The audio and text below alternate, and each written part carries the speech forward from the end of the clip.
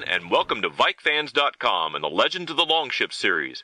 I'm Tom Moore, and joining me today from his home in Florida is Hall of Famer and the greatest wide receiver in Minnesota Vikings history, Cris Carter. Cris, thanks for joining us today. It's great to have you here.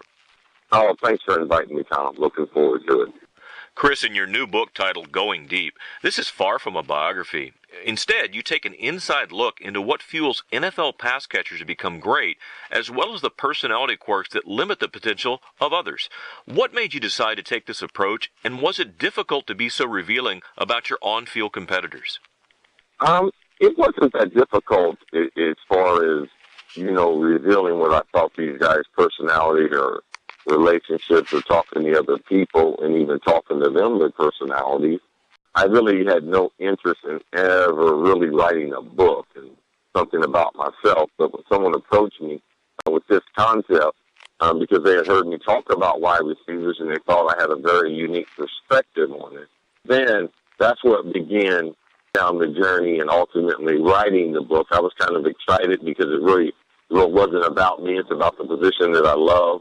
And some of the things, the pluses and minuses, as far as the young people that are attracted to the position and why certain personalities play wide receiver compared to playing some other positions on the football field.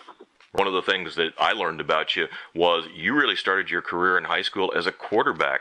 I always wondered, what do you think your career would have looked like if you'd stayed in that position versus moved to wide receiver, especially with your passion for the game? I don't like to look at how things would have come out if I had done different things. I was born to be a wide receiver. And I don't think that I could achieve anything either in basketball or staying at quarterback. Ultimately, I'm very, very pleased that based on the circumstances, a door was closed for me. But that meant God had something else for me. So I didn't get bitter about it. I just switched positions and tried to make as much of a contribution to the team, even though I loved playing quarterback. That was always my favorite position to play. From a Minnesota Viking perspective, you were truly the biggest bargain in Viking team history when they claimed you from the Eagles for just the $100 waiver fee in 1990. Just a few weeks later, you found yourself back in Philadelphia on Monday night, where you had your Viking coming out party, if you will, with a 6-catch, 151-yard performance and 2 touchdowns. Cris, how important was it for you that night to show both Minnesota and Philadelphia fans what you could do on the football field? Well, something happened before the game. Anthony Carter hurt his hamstring. So I was in a backup role. That was not the game plan for us to, throw me the ball. But AC hurt his hamstring before the game, so I became the starter. He played on only a few plays in the game. I mean, I was excited to play. It was, unfortunate for Anthony, but fortunate for me, the way it worked out. But I knew I could play. It was a Monday night game. It was a big game for us as the Vikings. And it was good to play against my old teammates. But I don't think I really was out there just to try to prove something. It was just, ultimately I thought I could be a good pro, and that was one of the nights that the Vikings were able to see the type of facility that I really. Well, most NFL receivers excel at either going deep or being a possession receiver or even going over the middle, but you were a rare receiver who was equally adept at all aspects of the passing games and even developed into a great downfield blocker. In fact, it seemed as though you actually got faster later in your career. Cris, how did you develop your game so fully, and what kept you seemingly fearless going over the middle to catch passes in the NFL? Well, going across the middle, I thought I could separate myself away from the other receivers that I know most receivers don't like to get hit. And myself, I didn't like to get hit, but I knew it was just something that the team needed. It was always just kind of like a three-point shooter in basketball. If you have a guy like that, the coach is going to find a spot for him. But I thought it was and I thought, being physical as a wide receiver was very, very important. So I didn't mind adding that to my game, and I knew it would really help my team, and I knew that there was more space to operate if I was comfortable going across the middle. Now, as far as developing the rest of my game, the weakest part of my game was my speed. So I probably spent more time on my speed and my endurance. I think that's one thing that people don't realize. They get caught up into how fast a guy is, but more importantly is how much endurance or athletic endurance that athlete has. I think Jerry Rice is the greatest example of it, that he's not overly fast on a stopwatch at 40 yard dash. but he has unbelievable endurance. I believe endurance is unmatched by any football player that I've seen. And that's what makes him fast in the football game. So I always tried to work on my overall speed. I knew that God only gives you so much, and then you can only enhance that so much further. So I always tried to take the weakest part of my game and try to make it at least something that I could function with in the National Football League. But by no stretch of imagination was I, a great speed threat. But it's no illusion. Your speed did, in fact, increase because of those efforts, didn't it? Yes, as I got older, I found myself in my mid-30s to being the fastest I had ever been in my life. But that was most of the training regimen, the commitment to taking care of the body, getting the proper amount of water, rest, and doing some very, very strange things, too. From a training perspective, I was able to, yes, increase my speed by mid-30s. Yeah, no doubt, and it seemed like you did it in the most harsh conditions when you're in the hot and the humid weather in Florida as well. That can't have been the easiest thing in the world. No, that was, we kind of liked that because we could get started earlier. It was easy to draw a lot of players or athletes to Florida to train with us. And so my wife and I decided to make our own. So we just, we just took advantage of it, and we used the heat as a benefit compared to it being a hindrance. Well, in your Viking career, you played with no less than 9 starting quarterbacks in your 12 years. Cris, how disruptive is that for a receiver to have such constant churn at the quarterback position? It's just disruptive for the whole football team, not just the wide receiver. As a franchise, if you go through 9 quarterbacks in 12 years, you're going to have a hard time winning.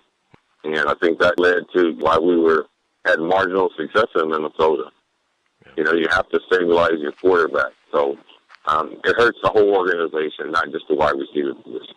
From your perspective, is there one quarterback that you played with during that time in Minnesota where you felt like if they'd been there for your entire 12-year career, that there would have been a better chance for you guys to win a championship? Well, I think there's several quarterbacks we could have won a championship if they were there for a long period of time. I think that, Dante Culpepper and myself and Randy Moss could have played together for an extended period of time. Dante got hurt after I left, but I think he gave us a great chance. He took us to the NFC Championship and, first year as a starter. So, Randall Cunningham, of course, he took us to the 15-1 season. If we could have gotten him a couple of years before, given his state of mind and where he was playing late in his career, if we could have had him for a long period of time, we'd have gone to the Super Bowl. And then we'd have had Warren Moon when we had all the other players, the offensive line and Robert Smith and all those guys, and especially Randy Moss, we could have definitely gone to a Super Bowl. No franchise is going to the Super Bowl when you have that many quarterbacks over a short period of time. Well, in your book, Going Deep, you talk about how defensive back Deion Sanders was a game changer because he literally took away half the field for quarterback passing options. Do you believe that the Vikings in the 1990s teams that you were on had gone out and got Deion Sanders to help the defense? Do you think that would have led to a Super Bowl ring on your finger today? I don't know. That's a really big hypothetical. Dallas went out and got Deion. They won the Super Bowl. San Francisco went out and got Deion. In Minnesota, we still would have had to beat those teams and Green Bay. Deion Sanders is the greatest cornerback that's ever played. So, in other words, in any team he went on, he would have been a help. Well, he was on Atlanta. They didn't win. It's a team game. The quality of the players that he played with in San Francisco defensively, forget their offense, and in Dallas. Forget Dallas' offense, but the quality of players that he played with on the defense, why would he want to come to Minnesota? Cris, when we look at your game, even when you were covered, it always seemed that you were open. And I was curious, what did you do to develop your skill set to enable you to make really these acrobatic one-handed catches, the leaping grabs, and you had such incredible body control, especially near the sidelines and the back of the end zone. It was almost like if a quarterback could get it within 6 feet of a radius of you, you were going to catch it. How did you develop that skill set over time? Well, it came from a lot of practice, a lot of practice, but it also came from, believing that there wasn't a ball that I couldn't catch. So when you have that kind of mindset, and God gave me a great set of hands, and just trying to work on them and make them even better, and just repetition, catching, thousands upon thousands of footballs, I felt like there wasn't a pass that was thrown that I hadn't seen before. And I knew I could catch the ball away from my body, so being covered didn't matter to me. I always wondered this, not being a receiver in my lifetime. You caught all these passes on the sidelines. You got the two toes down. Does a receiver actually look down to see where you are? Is it all the practice and repetition? You just know where you are on the field. Well, most football players and most people covering the game don't realize how long the football field is, how wide it is. They get into just the basic number, 10-yard increments, 100 yards long. They think it's 50 yards wide. The field is not 50 yards wide. The field is actually 53 1/3 yards wide. The numbers are 9 yards from the sideline, from the inside edge of the numbers, 11 yards from the sideline, from the top edge of the numbers. The numbers, no matter where you play, are 2 yards wide. So the hash marks and the distance between the hash marks and the sideline, you're able to feel it, I could go for and tell you how far the hash marks are apart from each other, but that's not necessary. But it's key to know where the sideline is without being able to look, and you have to do it through repetition. You have to do it through feel, but you have to know the numbers, and you have to know how many strides it's going to take you. When you hit the bottom of the numbers, the top of the numbers, 4 strides, I'm on the sideline. And I got to take a baby step to be able to catch the ball. So the number one thing I concentrate on is because I know the numbers and I know what space is. And the space that I'm operating in, the number one thing is catching the football. So I'm always trying to catch the football, and then I try to take care of the rest of the business as far as my feet and stuff later. But I love math, and it's a game of angles, and I try to intercept the ball at the best angle for me to be able to keep my feet in bounds. So that's a really, really deep explanation. Most people don't understand that. That's the way the game, in my mind, that's the way it happens. And the numbers and everything, if you check those out, the numbers will be accurate too. So I know most football players don't know that. Most of my receivers, I train them and I try to teach them that. But you're more comfortable with the sideline because you know where it is. It almost seems magical to us, and we think about magical moments for you in a Viking uniform and for fans. Probably one of the most special things that we got a chance to see was seeing you catch just a 4-yard touchdown pass against Detroit in November of 2000, and it marked your 1,000th NFL reception, and you did it at home in the Metrodome. Cris, I'm curious, what were your emotions and memories of that night? Well, it was really exciting because there's such a few people.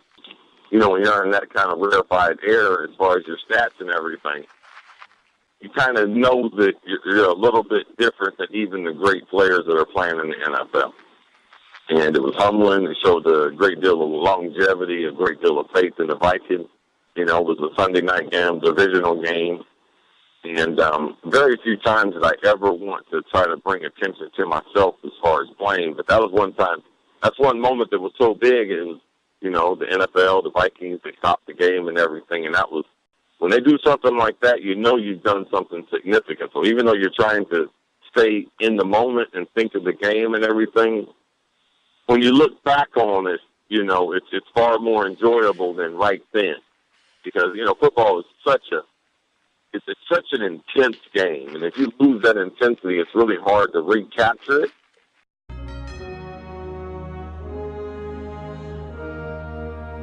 Culpepper to the end zone, throws to Carter, got it! Touchdown! Catch number 1,000, and it's a scoring play.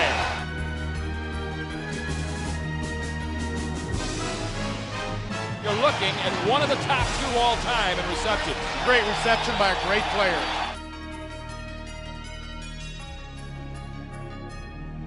But besides everything else, the thing that I remember was the pictures and stuff of my family being on the field. Because that's one of the rare times, I think the only time maybe, that my family was ever on the field. And my kids were old enough to understand it. And it's not anything that I would have ever wanted, but I'm glad it happened. We are too. Well, as you look back at your entirety of your career in Minnesota, is there one best memory that sticks out in your mind when you were in a Viking uniform? Or maybe that was it? I don't know. I think my best Viking moment would probably be I would probably say the best Viking moment would, strange for people, would probably be the time that, we were 15-1 and we were getting ready to play Atlanta. And all the guys, no one could really sleep. And everyone at the hotel, a large group of us was in the jacuzzi at the Hilton Hotel, talking about the game, just talking about how much we wanted to win it, talking about our assignments, 4 or 5 in the morning, and just how close we were, and then just riding to the game and just seeing all the hoopla about, you're 60 minutes away from the Super Bowl. I think that was my favorite moment, because that group of guys, like, it was never the same again. We never had another day like that again. I think that was a really special moment for me. And as we close out our conversation with you today, Cris, I wanted to just get some brief thoughts from you on the current Viking offense. In your opinion, what do you think are the key things that the Vikings need to fix in their passing game for 2014 to make it more consistent? Well, the Vikings don't really have a pass. The Vikings they have tremendous issues at their quarterback, and I don't really think the offense fits Greg Jennings. If it's going to be geared towards Adrian Peterson and you want a fullback in, it's really not going to suit the strong suit as far as the wide receivers. Because you have to get Cordell Patterson on, and you have to be able to use Greg Jennings more in the slot. And Kyle Rudolph, he can be one of the best in the league, but you don't have anyone to pull the trigger. So I think they have problems as far as concepts, because of Adrian and trying to play him in the I formation and trying to play a fullback, and Greg Jennings and utilizing his skills. So I think unless they make some severe changes, they're going to struggle offensively. And when you talk about Adrian Peterson, he's always been just basically a running threat. Is there any reason in your mind that he can't develop into some sort of a pass-catching threat with Mike Zimmer coming in there and maybe getting a new philosophy under Norv Turner? Adrian is a pass-catching threat. If you look when he had his best days, when Brett was there, he called a lot of passes. But if you don't require a player to do it, it's not like they got a whole bunch of quarterbacks too. So again, it's hard to develop skills when you don't have a consistent thrower. So he's one of the greatest runners of all time, and I'm sure if they had a better thrower, he'd be a better passer. Well, Cris, we appreciate you taking time today to share your memories with the Viking fans, and wanted to ask you, were there any closing thoughts you might have about your time with the Minnesota Vikings or their fans? I had a great time in Minnesota. It was a great experience for me, great for my family, and I still live there. Global warming hits there. Yeah, it's kind of tough to be there in the wintertime, huh? Absolutely. Well, I want to remind our fans to get their copy of Cris Carter's new book, Going Deep, on Amazon.com, the iTunes Store, or at your local bookseller. And look forward to more of Chris's no-holds-barred NFL takes on ESPN. Again, Cris, thanks for taking the time out of your schedule today to join us on VikeFans.com and to reconnect with your Minnesota fans. No problem. Thank you. Thanks for having me. When I was on a football field, it was my sanctuary. That was the only way I was going to lead my team from 11 straight double-digit loss season to a championship in which we won. There was only one way to go about it, and that was brash and hard. One of the greatest wide receivers to ever play this game, and now a Hall of Famer, Cris Carter.